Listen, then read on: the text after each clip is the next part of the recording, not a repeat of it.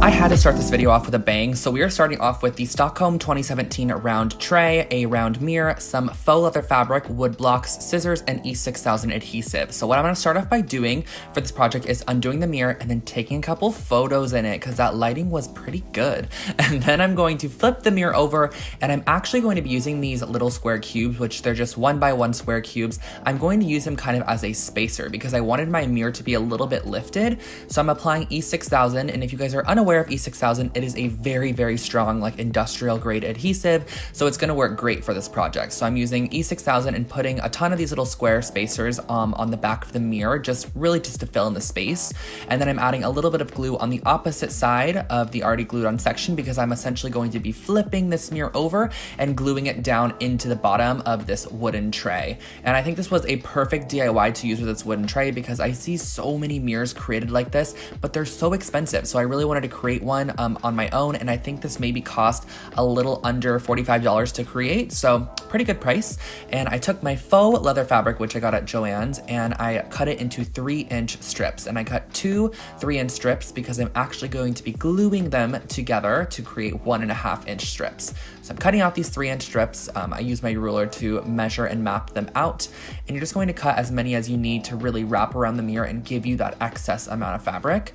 And I'm using hot glue for this process. I originally was going to use E6000, but all I'm doing is really adhering these together, so there's no need for it to be super strong bond.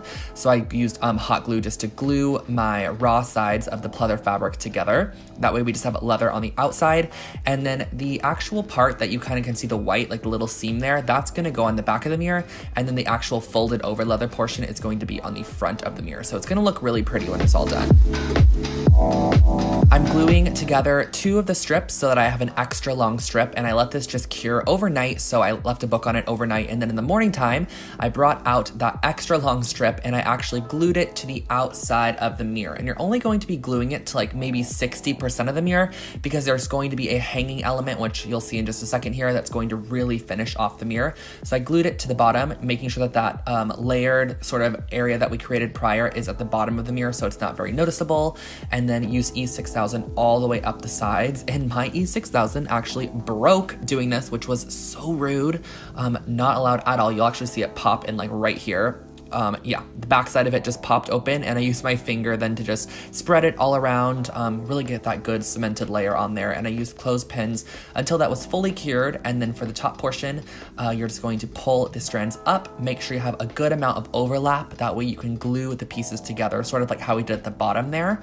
And again, set a book on top, let it cure. And once it's all completely dry, you could hang your mirror up and it looks like this.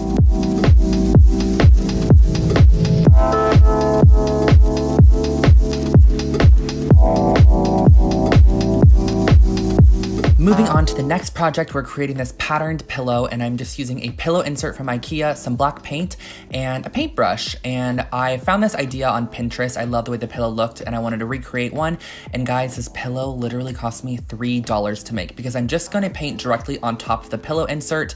I actually really love the fabric texture of the pillow insert, so I'm using a small little, probably 1/4-inch flat painting brush, and that just makes it so nice to create very squared off edges without having to do too much work. It kind of does it for you. And I'm going in and first creating a closed eye, I guess you could say, with some eyelashes on it. That's the first one I'm going to do. And then I do highly suggest coming up from the bottom and going down from the top because that flat edge of the paintbrush is really going to make a nice clean ending for you, as you can see here. So that's a big tip that I like to use, is just going down from the bottom and up from the top. But to create the open eye, I started by creating a straight line and then doing the top half of the eye. You're going to fill this in completely with black paint. So you're just going to create sort of like a half circle to start and then fill it all the way in. And my hair got in the way for some of the next steps, but I mean, you guys can probably understand what I'm doing. I'm just creating a little half circle on the underside of the other one that we created already, which is the pupil.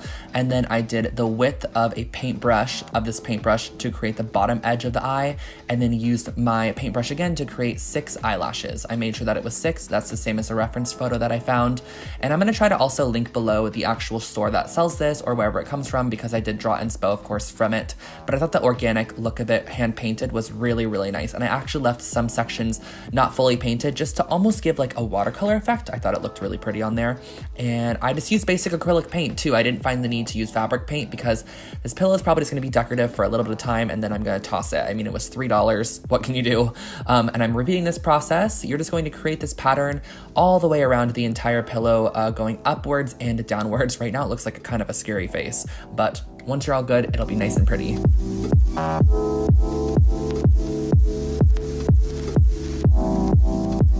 Moving upwards and creating that eyelash right up above the eye that we just created, and then moving down to the bottom. And then another big tip that I want to let you guys know about is to make sure to make some of the pattern go off the edge of the pillow. So really repeat the pattern across the entire front side.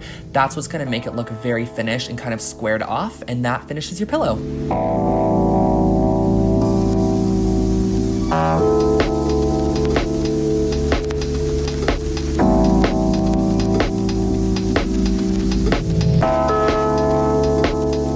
Next up, we're creating this miniature side table / nightstand, and I'm using the Naglig box. I believe that's how you pronounce it. 4 little wooden pieces I found at Michael's craft store and some E6000. And this is what it looks like, Naglig. I'm not 100% sure how to pronounce that.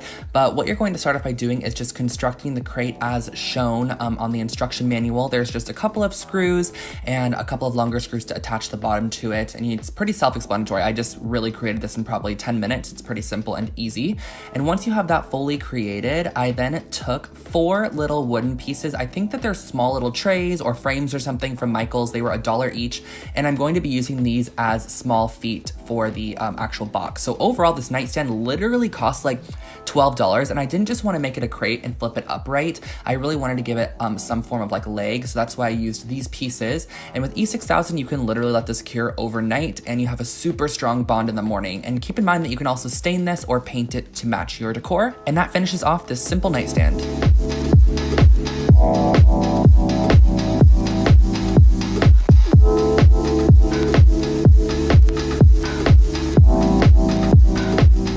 For this last project, we can create the perfect housewarming gift or gift for yourself. I'm using the Putta felt baskets and then also a pair of scissors. So this is just a clippable felt basket that you kind of just like snap together, but I'm actually going to use the fabric from the basket and turn it into little coasters. So what I'm using to start with is a ramekin, and I'm just creating a circle shape, but any circle that you have to create the shape you would like is great, something to trace around.